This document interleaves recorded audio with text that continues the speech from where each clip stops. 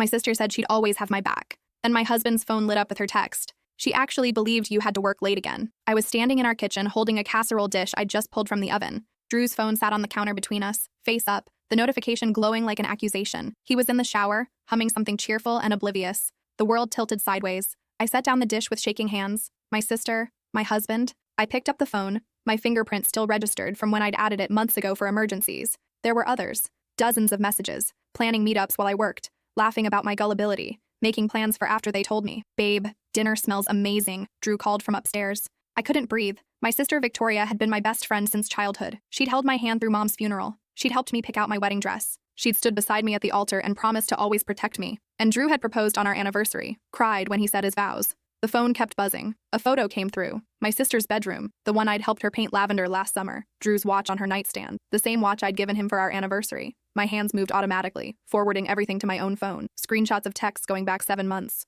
I thought about every late night, every business trip, every time Victoria suggested we grab coffee and peppered me with questions about how things were going at home, gathering intelligence. Drew came downstairs, hair still damp, that easy smile I'd fallen for still plastered on his face. You okay? You look pale. I stared at him. This man I'd loved for 6 years, married for 2. We'd talked about starting a family next spring. I'm fine, I heard myself say. Work was just stressful. He kissed my forehead. The same forehead my sister had kissed goodbye at brunch yesterday, while promising we'd always be each other's person. I wanted to scream. Instead, I served dinner. We ate pot roast while he complained about his boss, and I smiled and nodded. My phone sat in my pocket, heavy with evidence. After he went to bed, I sat in the dark living room planning. Divorce would split our assets 50-50, but Drew had insisted we keep finances separate. The house was in both names, but I'd put down the down payment with my inheritance from Mom. My sister worked for Drew's company. He'd hired her 11 months ago. I opened my laptop and started digging. If they'd been this careless with his phone, what else had they been careless about? I logged into our shared cloud storage and found it. A folder buried in his files labeled Tax Documents 2024. Inside were emails. Drew and Victoria discussing how to handle me. Drew mentioning that my inheritance would be perfect for starting their new business together. Victoria suggesting ways to make me look unstable if I contested anything. They were planning to gaslight me, frame me as paranoid so that when they finally revealed their relationship, I'd be the crazy wife who couldn't handle her husband's professional relationship with her own sister. But there was something else in those files. Emails between Drew and his business partner Garrett about misappropriated client funds. Victoria's signatures on falsified documents. They weren't just cheating on me, they were committing fraud, using his company to funnel money into offshore accounts. And Victoria had her fingerprints all over it. My phone buzzed. A text from Victoria. Coffee tomorrow? Miss my big sis? I looked at Drew's phone, still sitting on the counter where he'd left it charging. At my laptop screen full of evidence. At our wedding photo on the mantle, where we both looked so happy. Drew called out from upstairs. Babe, come to bed. I replied, be right there. But I wasn't going to bed. I was going to make copies. Because tomorrow morning, I had a meeting scheduled with a divorce attorney and the FBI. My sister always said she'd have my back. She just never specified which direction the knife would be coming from. I spent the next 5 hours downloading everything. Every email, every text, every bank statement I could access. I created a password-protected folder and uploaded it all to a separate cloud account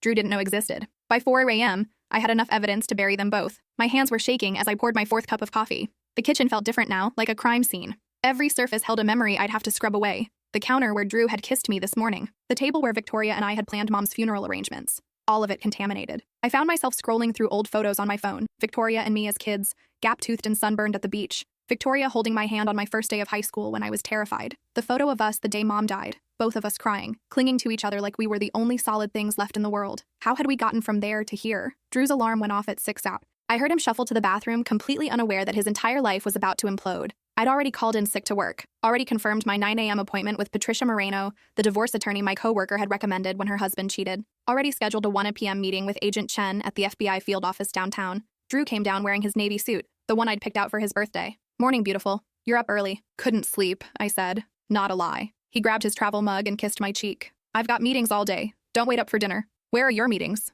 I asked casually. Downtown. The Morrison account is being difficult. Another lie. The Morrison account had closed 8 months ago. I'd found that information buried in his files too. There was no client meeting today. There never had been. Have a good day, I said. He paused at the door. You sure you're okay? You seem off. Just tired. Go. You'll be late. The door closed behind him. I watched through the window as he backed out of the driveway, probably texting Victoria that he'd left early, that they had the whole day. I wondered if they'd go to her apartment or if they'd grown bold enough to use our bed while I was supposedly at work. My phone rang at 7:30. Victoria. Morning, sis. Still on for coffee? Her voice made my stomach turn. So cheerful. So loving. So fake. Actually, something came up at work. Rain check? Oh no. Is everything okay? I almost laughed. The concern in her voice was perfect. Years of practice, probably. Years of perfecting this performance while she destroyed my life. Everything's fine, just busy. Okay, love you. Love you too, I said, and hung up before she could hear my voice crack. I spent the next hour crying in the shower, the kind of crying where you can't catch your breath, where your chest hurts, and your eyes swell, and you wonder if you'll ever feel normal again. I cried for my marriage, for my sister, for the family I thought I had, for the future I'd imagined that would never exist now. When I finally stopped, I looked at myself in the mirror. My eyes were red and puffy, my face was blotchy, but something in my expression had changed. I looked harder, older, less trusting. I barely recognized myself. Patricia Moreno's office was in a high-rise downtown. She was 50-ish, with sharp eyes and an even sharper suit. Her assistant offered me coffee. I declined. I was already shaking enough. Tell me what's going on, Patricia said, settling into her chair. I told her everything, showed her the texts, the photos, the emails about hiding assets. Her expression never changed, but I watched her fingers fly across her keyboard, taking notes. This is good, she finally said. Very good. The fraud complicates things, but it works in your favor. Your husband and his business partner are embezzling, and your sister is complicit. The FBI will love this. What about the house? My inheritance? We'll argue that any commingling of assets was done under false pretenses. You contributed your inheritance to the down payment believing you were in a faithful marriage. His infidelity and fraud should protect your share. She leaned forward. But I need to warn you, this will get ugly. Your sister will try to paint you as vindictive. Drew will claim the affair started after problems in your marriage. They'll make you the villain. Let them try. Patricia smiled. Good. Don't delete anything. Don't confront them. Let them think everything is normal. The FBI will want to build their case before making arrests. I left her office feeling lighter somehow, like I'd transferred the weight I'd been carrying to someone else. Someone who knew what to do with it. Agent Chen was younger than I expected, maybe 40, with tired eyes and a wedding ring. He listened to my story in a windowless conference room that smelled like burnt coffee and government bureaucracy. Another agent, Rodriguez, sat beside him taking notes. Can I see the documents? Chen asked. I pulled out my laptop and showed them everything. Drew's emails to Garrett about moving client funds, Victoria's signatures on falsified invoices, bank statements showing money flowing into offshore accounts in the Cayman Islands. They'd been embezzling for over a year, about $400,000 so far. Your sister works in accounting? Rodriguez asked. She's the office manager. Drew hired her 11 months ago. Chen and Rodriguez exchanged a glance. That timing lines up with when the transfer started, Chen said. Mrs. Harrison, this is an active investigation now. We're going to need you to act normally. Go home, go to work, don't change your routine. Can you do that? How long will this take? Could be weeks, could be months. We need to trace all the money, identify every account, build an airtight case. And the affair? Rodriguez spoke up. That's for the divorce court. We care about the fraud. I drove home in a daze. The house was empty when I got there. I checked the cameras I'd secretly installed last month when Drew's late night started. There they were. Victoria had let herself in with the spare key I'd given her for emergencies. She and Drew were in our bedroom, in our bed. She was wearing my bathrobe. I turned off the monitor. I'd seen enough. That night, Drew came home at 8. Sorry, meetings ran late. It's okay, I made spaghetti. We ate in front of the TV, his hand occasionally reaching over to squeeze mine. I wondered if he felt guilty, if any part of him regretted what he was doing. But then his phone buzzed and I saw him smile at the screen before tucking it away. Victoria, probably, making plans for tomorrow. I forgot to mention, Drew said casually. Victoria and I have to go to a conference next weekend, in Miami, for the company. What conference? Sales strategies. It's mandatory. Another lie. There was no conference. I'd already checked. They were planning a romantic getaway while I sat at home like an idiot. That's fine, I said. I might visit my college friend Natalie anyway. The weeks crawled by. Every morning Drew kissed me goodbye. Every night he came home with new excuses. I smiled and pretended to believe him. Meanwhile, the FBI was watching. They'd tapped Drew's phone, gotten warrants for his bank accounts, and started tracking Victoria's movements. Patricia had filed the divorce papers, but we were holding them. The FBI wanted to make their arrests first. They didn't want Drew and Victoria warned and potentially fleeing the country. I saw Victoria twice during those weeks. Once at a family dinner where she sat across from me, laughing at our dad's jokes, playing the devoted sister. She brought Drew as my +1. They barely looked at each other, such careful actors. Dad kept asking when Drew and I were going to have kids. You're not getting any younger, he said, like I didn't know. Like I hadn't been taking prenatal vitamins for months. Like my life wasn't actively imploding. Victoria jumped in. Leave her alone, Dad. They'll have kids when they're ready. I watched her defend me, watched her play the protective little sister. I wanted to throw my wine in her face. Instead, I smiled and changed the subject. The second time was at Mom's grave. I went on the anniversary of her death like I did every year. Victoria was already there, placing fresh flowers. She hugged me and we cried together. She whispered, I miss her so much. At least we have each other. I almost told her everything right there. Almost screamed that I knew, that I'd known for weeks, that she was a liar and a thief and the worst kind of betrayer. But I didn't. I just hugged her back and let her think she was winning. Remember when Mom caught us sneaking cookies before dinner? Victoria said, wiping her tears. And she made us eat the whole bag until we were sick? I did remember. We'd been 8 and 6, giggling conspirators. Mom had laughed while we groaned, clutching our stomachs. That'll teach you, she'd said. She always knew how to make a lesson stick, I said. Victoria nodded. She'd be proud of us. How close we've stayed. The irony was suffocating. Agent Chen called on a Tuesday morning. We're moving in tomorrow. We've got everything we need. There will be arrests at Drew's office at 10 a.m. Both of them? Your husband, your sister, and his business partner Garrett. all facing multiple counts of wire fraud, embezzlement, and money laundering. They're looking at 15 to 20 years each. I should have felt triumphant. Instead, I just felt tired. Will I have to testify? Probably, but not for a while. The evidence is strong enough without you for now. That night, I made Drew's favorite dinner. Steak, mashed potatoes, the works. He came home early for once, suspicious of nothing. What's the occasion? He asked. No occasion, just felt like cooking. We ate slowly. I watched him cut his steak, sip his wine, check his phone under the table. I wondered if Victoria was texting him, if they were planning their next rendezvous, if they discussed what they'd do with my money once they'd successfully gaslit me into looking unstable. I love you, Drew said suddenly. I looked up. He was staring at me with those brown eyes that had once made me weak. Do you? I asked. Of course. You're my wife, my partner, my everything. The lies rolled off his tongue so easily. I wondered how long he'd been practicing, how many times he'd rehearsed this speech to keep me placid and unsuspecting. Good to know, I said. He reached across the table and took my hand. I know I've been working a lot lately. I'm sorry. Things will calm down soon. Maybe we can take that trip to Italy we've been talking about.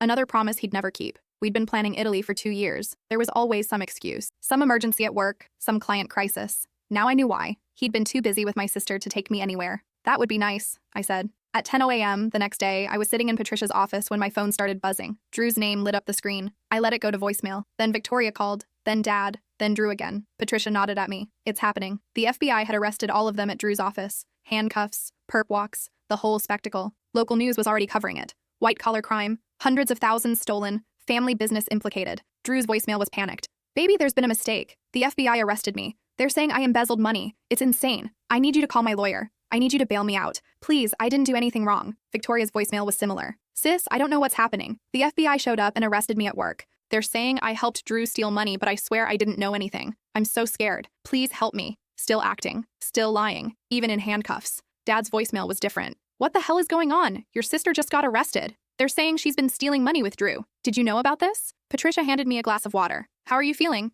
Numb. That's normal. The shock will wear off. My phone rang again. Drew's mother this time. I turned it off. The story hit the news that evening. Local businessman arrested for fraud. His wife's sister implicated. The reporters made it sound like a soap opera. They interviewed former clients who'd lost money, showed footage of the FBI carrying boxes out of Drew's office, displayed charts showing money flowing to offshore accounts. One client, an elderly woman named Dorothy, cried on camera. He seemed so trustworthy, so honest. He was managing my retirement fund, everything I'd saved for 40 years. It's all gone. I felt sick watching it. Drew hadn't just betrayed me. He'd destroyed innocent people's lives. People who'd trusted him, who'd believed his promises the way I had. I watched it all from Patricia's office, surrounded by legal pads and half-empty coffee cups. My life reduced to a scandal. My marriage exposed as a fraud. My sister revealed as a criminal. The divorce papers are being served tomorrow, Patricia said. Drew will try to contact you in jail. Don't answer. Don't visit. Don't give him any ammunition to claim coercion. What about Victoria? What about her? Will she try to contact me? Patricia shrugged. Probably. She'll want you to believe she's innocent, that Drew manipulated her.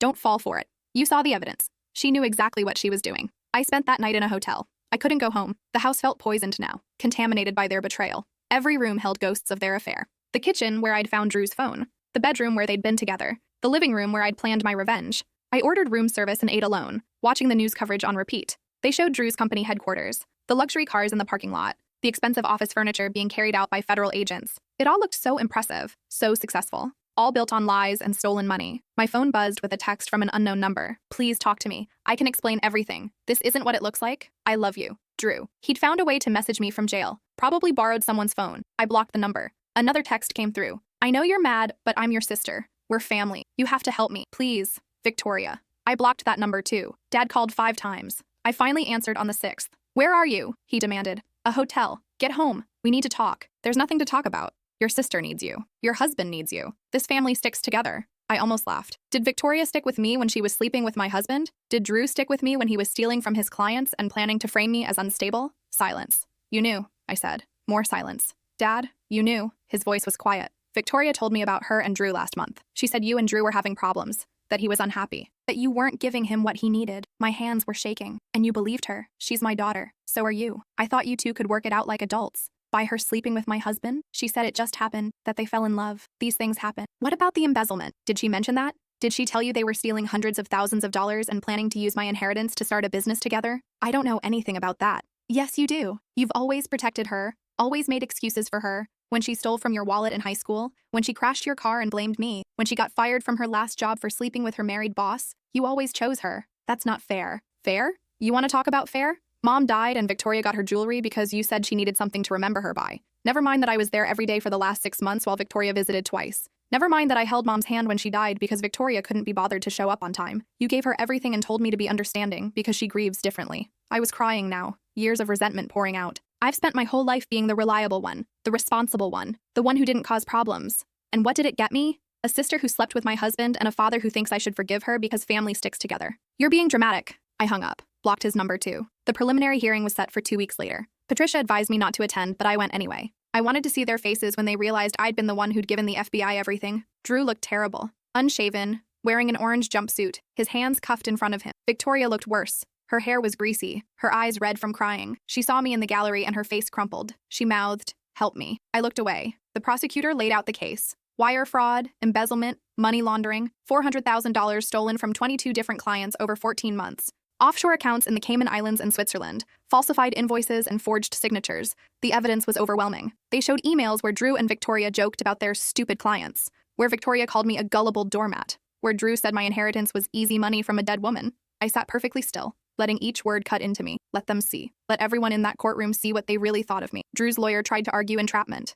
that the FBI had coerced a confession. The judge wasn't buying it. Victoria's lawyer claimed she was a victim, that Drew had manipulated her, used her position in the company to facilitate his crimes without her knowledge. The prosecutor showed emails where Victoria had explicitly discussed moving money and covering their tracks, where she'd researched which countries didn't have extradition treaties with the US, where she'd priced plane tickets to Costa Rica for herself and Drew. Garrett's lawyer didn't even try. He took a plea deal on the spot, 5 years in exchange for testimony against Drew and Victoria. After the hearing, Drew's mother cornered me in the hallway. "How could you do this to him? He's your husband. He cheated on me with my sister while stealing money from his clients. You could have handled this privately. You didn't have to involve the FBI. He committed federal crimes. You ruined his life out of spite." I stared at her, this woman I'd called Mom for 2 years, who'd welcomed me into her family, who'd helped me plan my wedding. "He ruined his own life," I said. "I just made sure he faced consequences." She slapped me, hard. My cheek burned and the hallway went silent. A bailiff moved forward, but I waved him off. "Feel better?" I asked. She was crying now. "He's my son, and he's a criminal. He stole from elderly people, from families saving for their children's education, from people who trusted him with everything they had.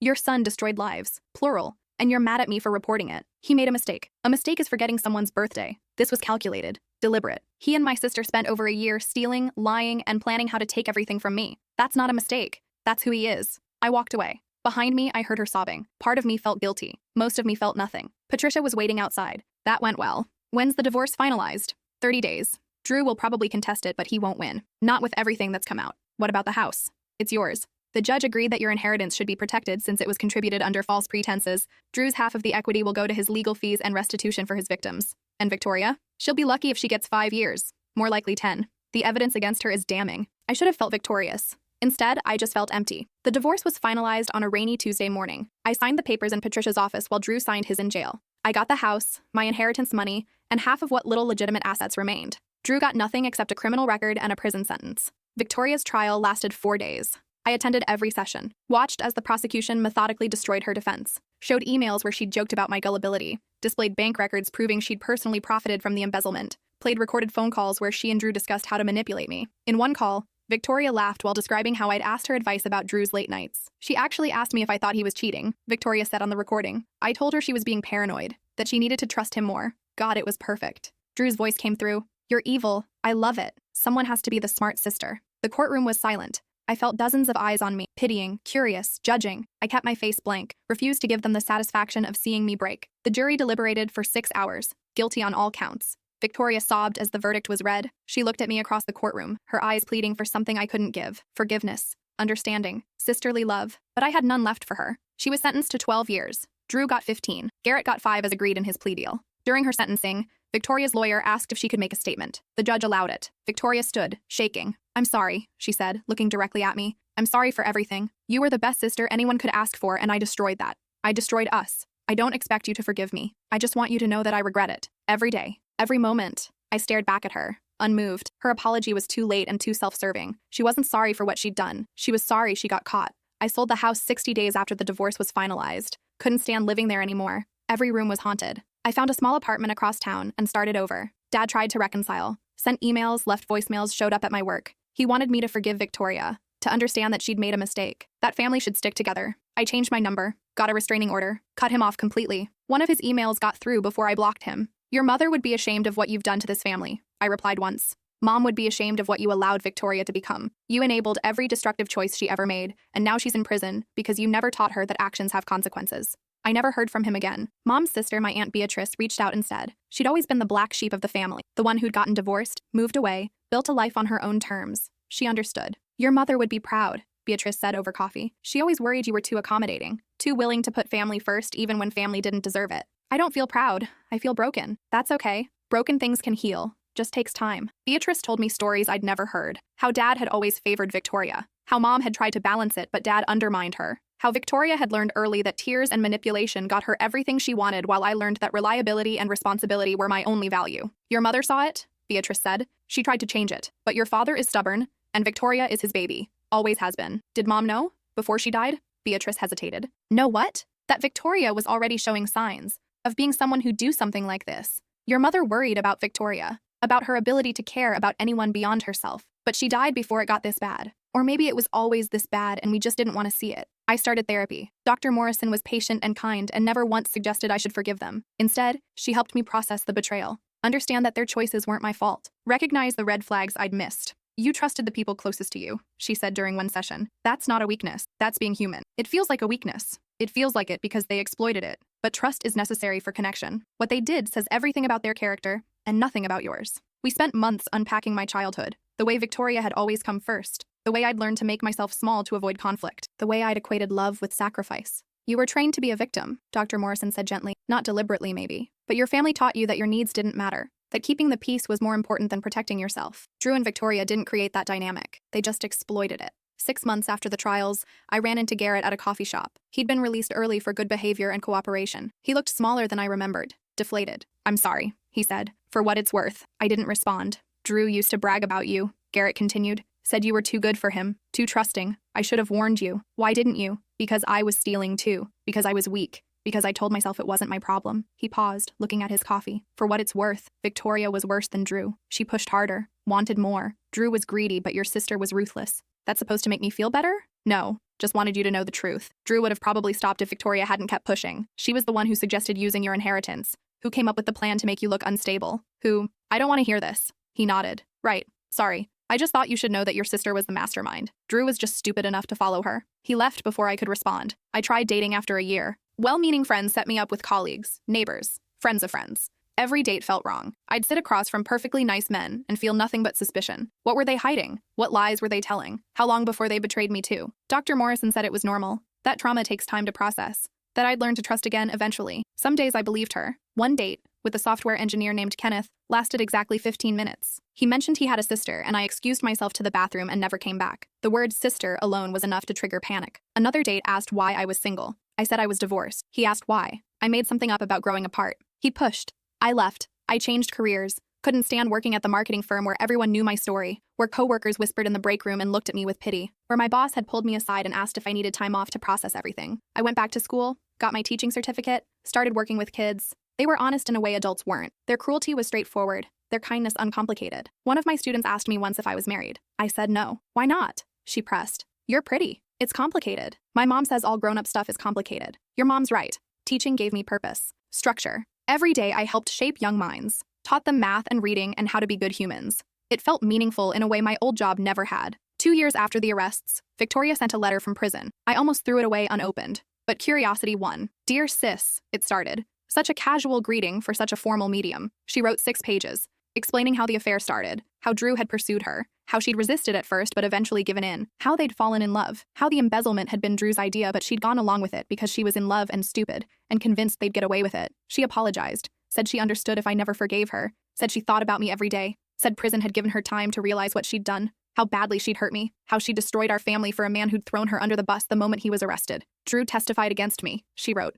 said I'd seduced him, said I'd masterminded the embezzlement, said he'd been trying to protect you from me. The man I loved looked the judge in the eye and lied to save himself. I hope you're happy. I wasn't happy, but I wasn't unhappy either. I just was. I didn't write back. Drew sent letters too, dozens of them, all saying the same thing, that he loved me, that he'd made a mistake, that Victoria had seduced him, that the embezzlement had been Garrett's idea, that he'd been framed, that if I still loved him, I'd help him appeal his conviction. I burned every letter. His mother tried one more time, showed up at my apartment with photos from our wedding. Look at how happy you were, she said. That love was real. Was it? Or was he already planning how to steal from me? He loved you. He loved my inheritance money. There's a difference. She left crying. I felt nothing. 3 years after everything imploded, I went on a date with a teacher from another school. His name was Philip. He taught history, loved hiking, and had kind eyes. We met for coffee and talked for 4 hours. He made me laugh. I made him laugh. It felt easy in a way nothing had felt easy in years. You're guarded, he said on our second date. Is that a problem? No, just an observation. We all have our walls. What are yours? My ex-wife cheated on me with my brother. They're married now, so I get it.